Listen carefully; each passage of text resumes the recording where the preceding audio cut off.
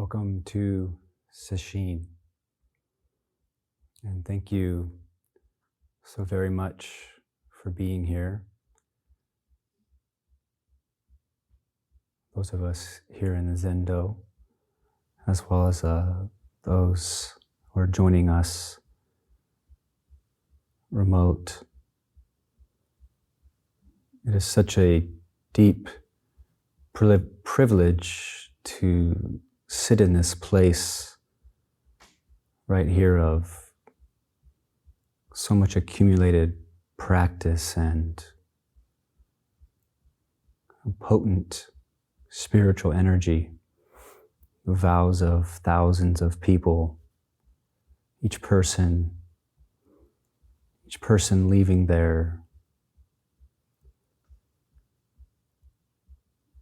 contributing their energy to this space.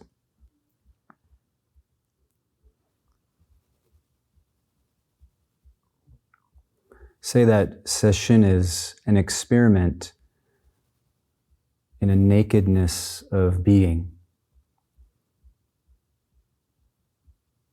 And what happens when we persistently and gently settle into the raw truth of ourselves.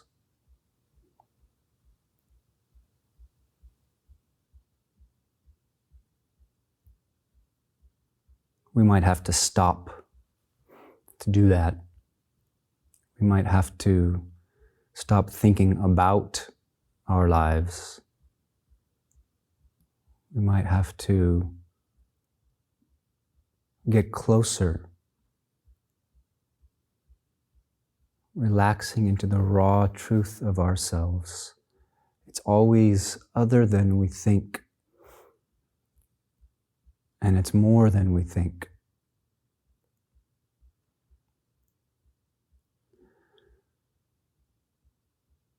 We do this practice with a confidence that there is a particular kind of freedom that is found through this raw, this direct immersion in ourselves.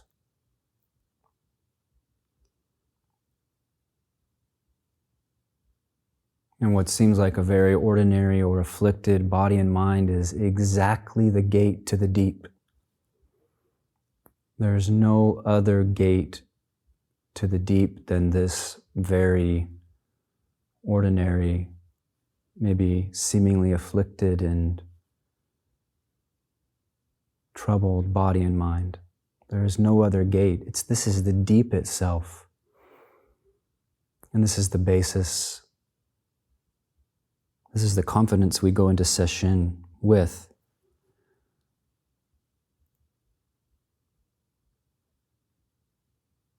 In a sense, just taking the posture of Zazen is enough.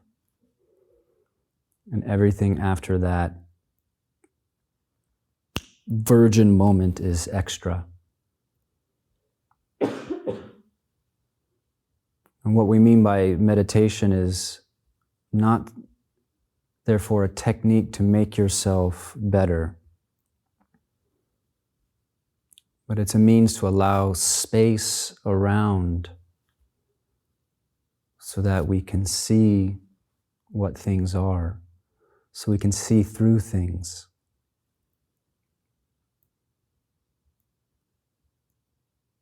And this doesn't have a bottom. And this isn't something you do once and move on.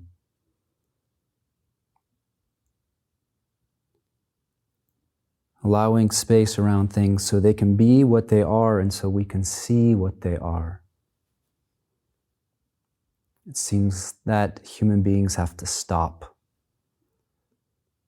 We have to stop to do this. Letting things be what they are so we can see what they are. These are one and the same. By truly being this raw, unfiltered experience, we see its nature, and that's the gate to the deep. there is a mystery that is not merely our personal identity.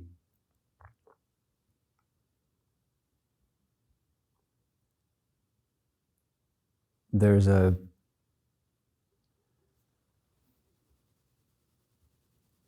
more fundamental basis of our being than our personalities. Our personal identity and all of the narrative is just the skin around the heart.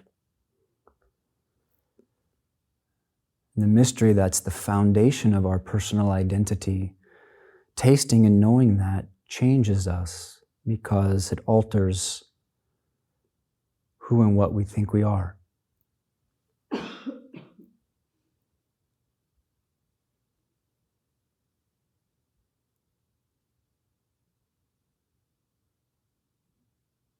What we go through the very being we are by sitting with confidence as the very being we are, it opens out. It opens in. We can call this the ground of awareness.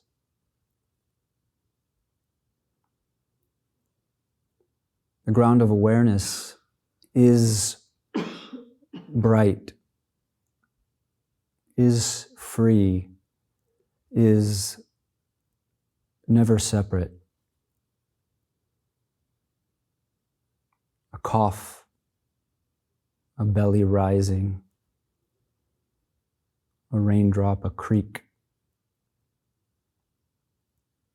The ground of awareness is open. The ground of awareness isn't confused even if we believe that we are.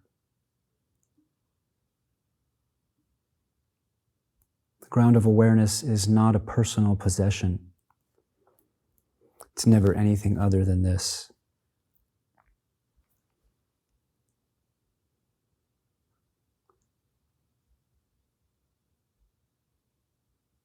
We could say sesshin is an experiment in letting the ground of awareness bloom as bright as it can be as free as it can be.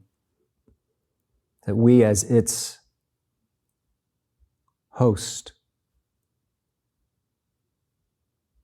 get out of the way so that it can unfurl, it can display itself. This is what we mean by letting go. This is what we mean by sitting. Sometimes this is called forgetting or letting go of the self. Whatever that is, what is it that's to be forgotten or let go of? Rather than trying to forget something or let go of something or fix something, just allow space around so things can be what they are and you can see what they are. We could say that we're simply holding space. The still through relaxation body. Holding space.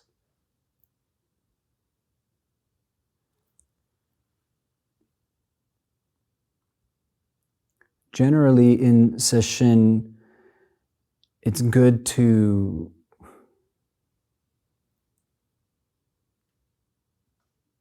bring in a bit of indifference to your personal narrative.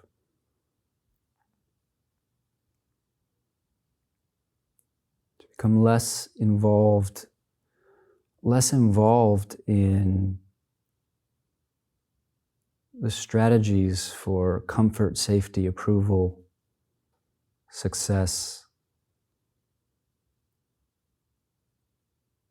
To become a little bit indifferent to the mental narration of have been, will be, will do. And that opens the path.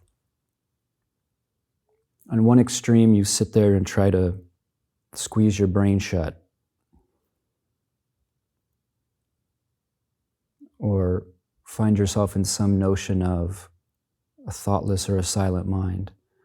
But on the other extreme, you just sit there and think about your life. And somewhere between these two, we can let something else dawn. The brightness of awareness is bashful and avoids chatter.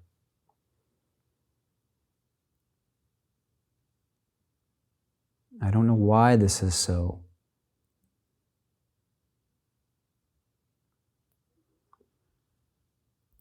In Zen, we don't take up a fixed formula for practice. There's instruction and suggestion, and there are words. But it's not about a fixed formula because it's the raw truth, the raw presencing of your life. That's always the gate, and that's the fruit as well. The path is organic. It's the flux and flow and texture of this experience. This after this, after this, after this, on and on. We tend to look for something else.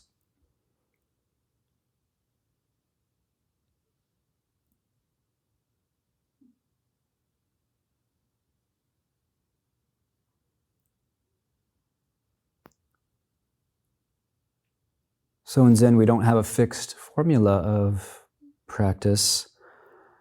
However, I will make some suggestions of method, both tonight and through the days, and maybe guide some meditations here and there.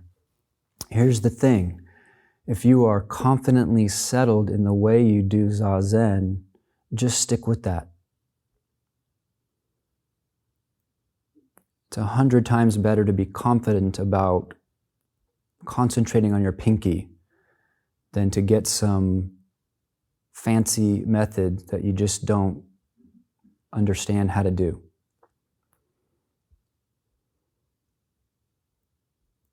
Because awareness is this life, every speck of it is a gate to its deep. Every speck of it. So in a sense, it's simply the immersion, the not looking away, the being and being all the way through that matters, not what you do.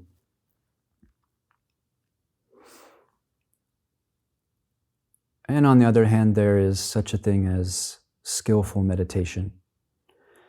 And especially if you feel like, I don't know what I'm doing,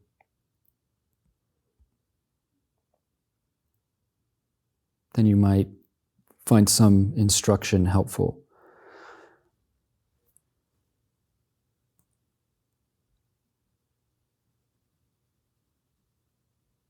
An aspect of this session is appreciating Zen Master Hongzhi's teachings of serene illumination.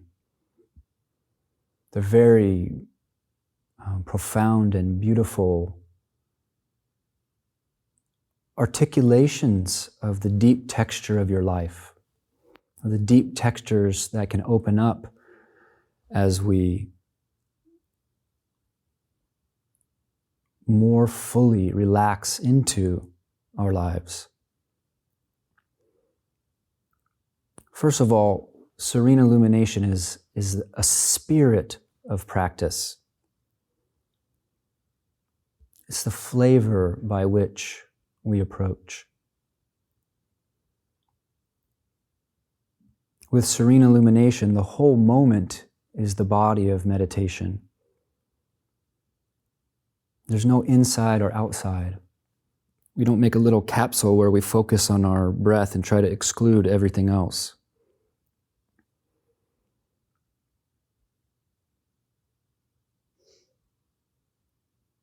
The whole moment is the body of meditation. Sitting as a wide, wakeful, welcoming field.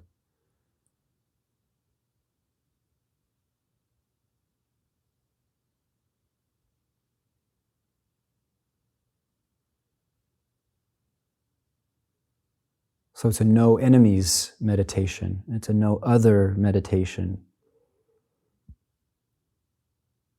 It's a not seeking results meditation.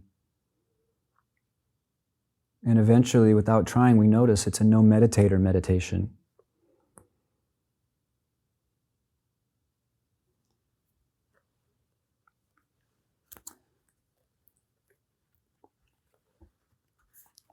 Hongzhi says, silently dwell in the self. In true thusness, abandon conditioning.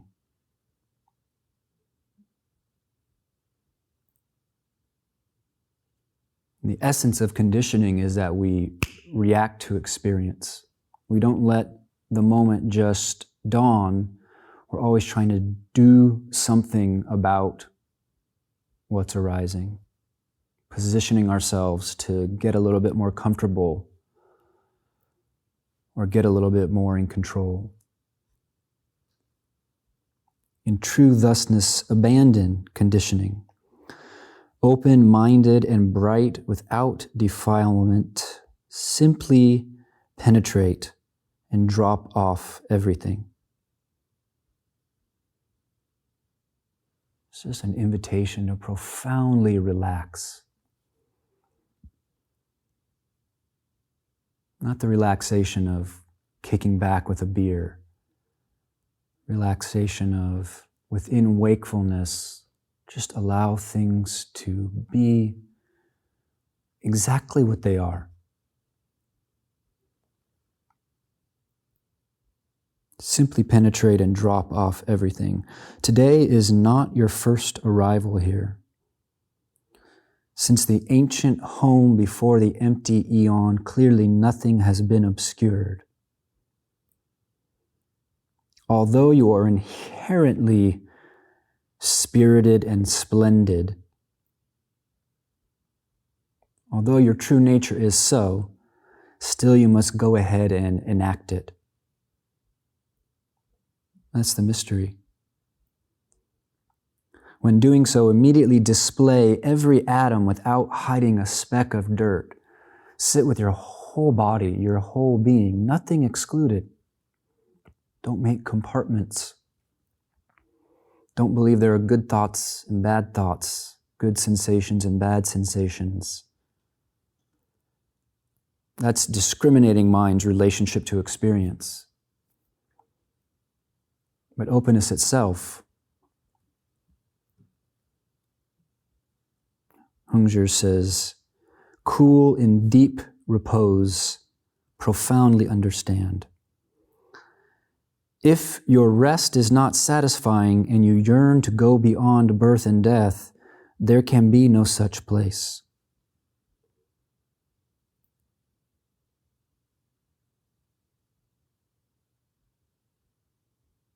The continual struggle, the continual part of us that says, no, not this. Kind of continual low-level FU to the universe. A disgratitude, a turning away. A disbelief that this could be the gate to the deep. Just burst through and you will discern without thinking, pure without reasons for anxiety. Stepping back with open hands is thoroughly comprehending life and death. Immediately you can sparkle and respond to the world. Merge together with all things.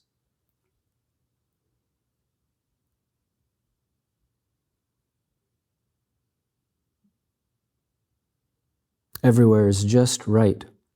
Accordingly, we are told that from ancient to modern times, all the truths are not concealed. They're always apparent and exposed.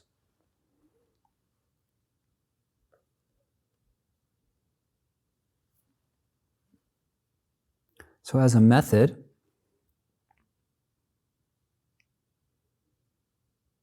again, have confidence in your own confidence.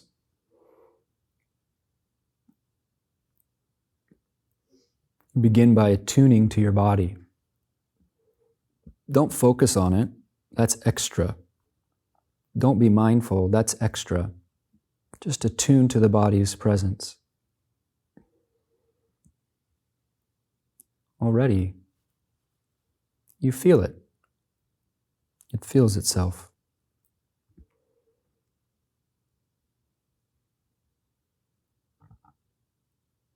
And as you settle,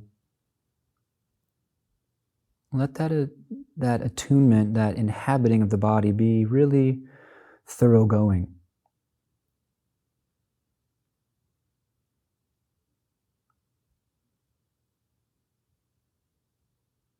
So you feel the whole body. When we feel the whole body, it's less defined, it's more vague. You're not trying to not miss a speck of experience. It's a soft awareness of the body as a whole.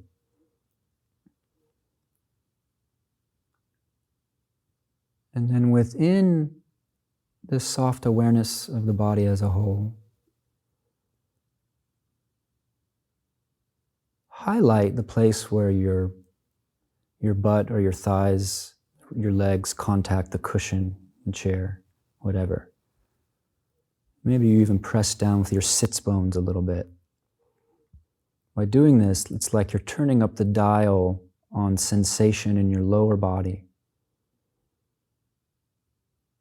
You still have the whole body as a presence, but we're grounding, taking refuge in the earth.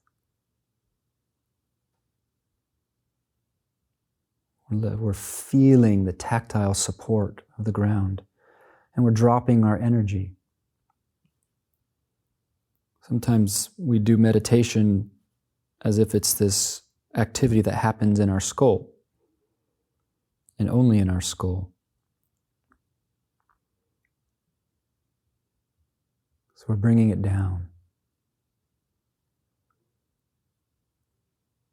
So let that be the foundation. And allow both legs to be in awareness at the same time.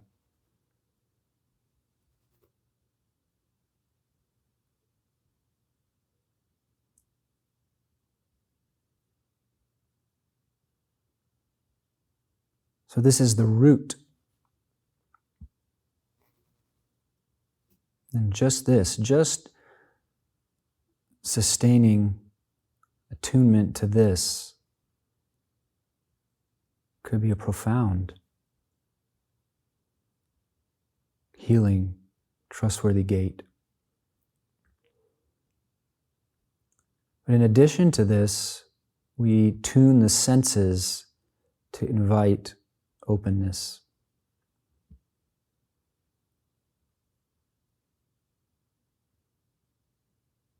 Now, with the eyes open, one simply has a soft gaze, a soft, wide-angle gaze.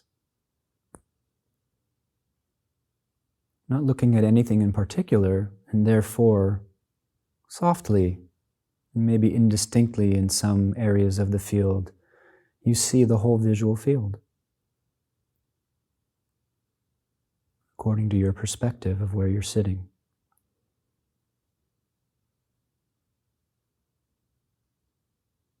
Soft eyes. Awareness sees, so you don't have to do seeing. There's absolutely no effort or choice involved in this. So we just invite an openness.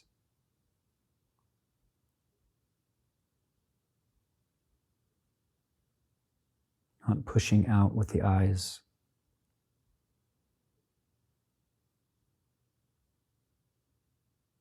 And notice the space. Notice the spaciousness of this soft gaze.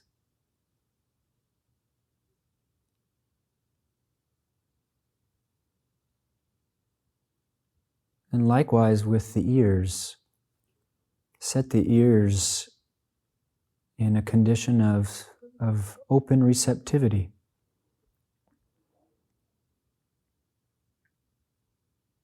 They don't go out to meet sounds. They're just open.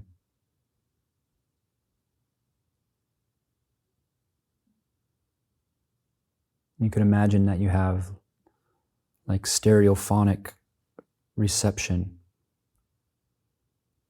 omniphonic. And with the eyes and ears soft and open like this, feel the quality of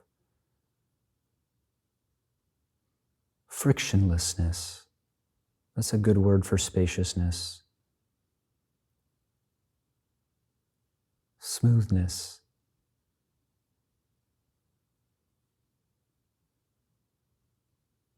Sounds and sights just moving through. And so you have this rooted connection, your body and the earth. And at the same time, you have this openness with the senses.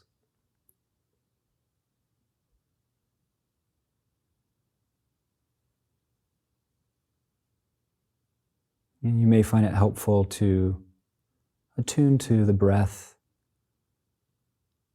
and its natural rhythm.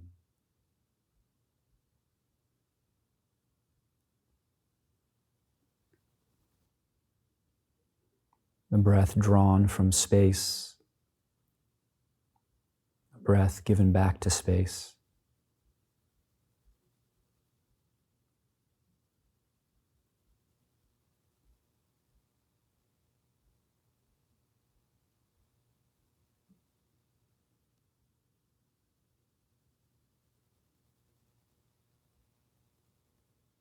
And we set it up like this, and we recognize the impulse to do something else. The anxiety of, am I doing it right? Am I trying hard enough to make what I want to happen, happen? And just notice those impulses and relax them into their source, or ignore them.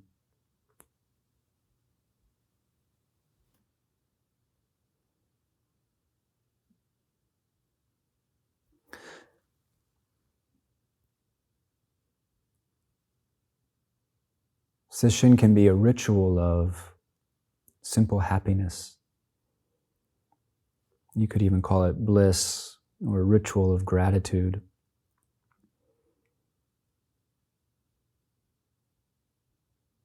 It may be that we can wear out or see through or give up the continual impulse to disinhabit ourselves, to wish for something else. But most importantly, the fighting against that in us which says no to the texture of the moment. We want to put that to rest by continual relaxation into this raw texture of ourselves. It's not easy, but it's much harder to keep fighting.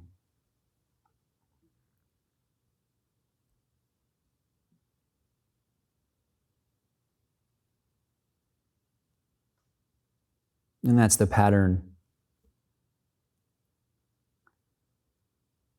in the larger scheme of our lives that we call samsara. The continual thought that it would be better to be elsewhere. That it would be better not to feel what we feel and be what we be. So we begin to cut into that. Do little experiments, especially when things get intense. Physical sensations, heartache, whatever comes up. Do little experiments in just giving up the struggle against that and taste that moment of relief.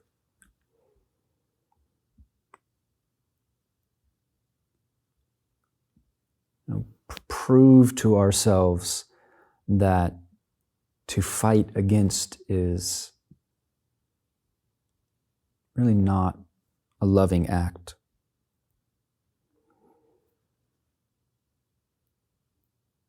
We inhabit this with devotion and constancy, and it opens out and it gives up its secret.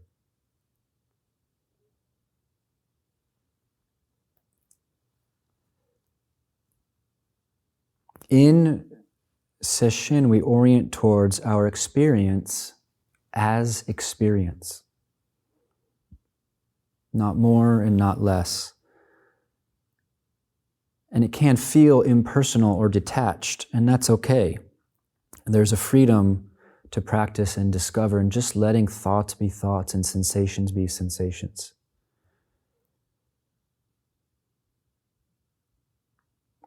Yet ours is a full-hearted practice. It's a full-blooded practice. Keep your heart in it. What that means is different for each of us. Definitely it's a mistake, or it's more accurately a learning opportunity to kind of vacate and move into some impersonal witnessing detachment. Keep your heart in it. This is a practice of great tenderness. Keep your warm heart in it. For others that we're practicing with, for your own body, for the different parts of you that come forward and ask for attention. In general, it's something like, "Not now, sweetheart. We're doing sesshin."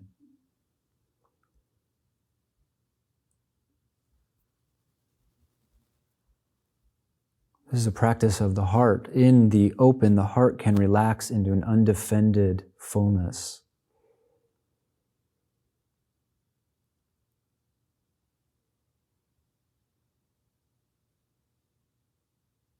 Openness of awareness and our capacity for the quality we call love are intimately related. That's what I mean by don't take practice for some detached, cold, observing state. So together we make a practice, we make a vessel that is safe. So our silent friendship with each other is really a true gift. Our silent support of each other is a deep and true gift. Someone's having a hard time, maybe we believe we feel that. Our open heart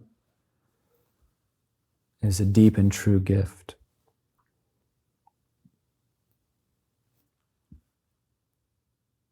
And for that reason, we're not interested in being on our phones and engaging in all of that mishigas.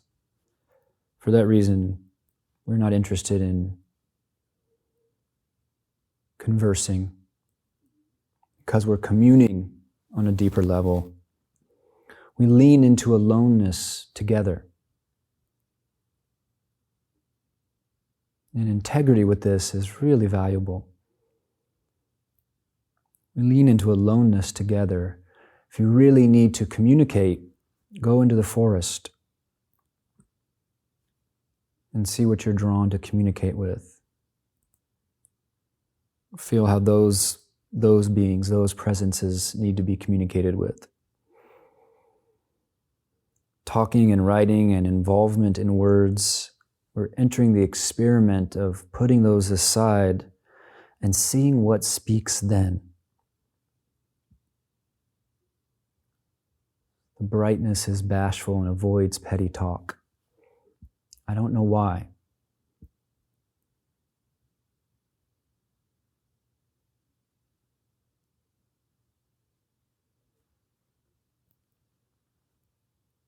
So relaxing into the bare truth of yourself, eye wide open.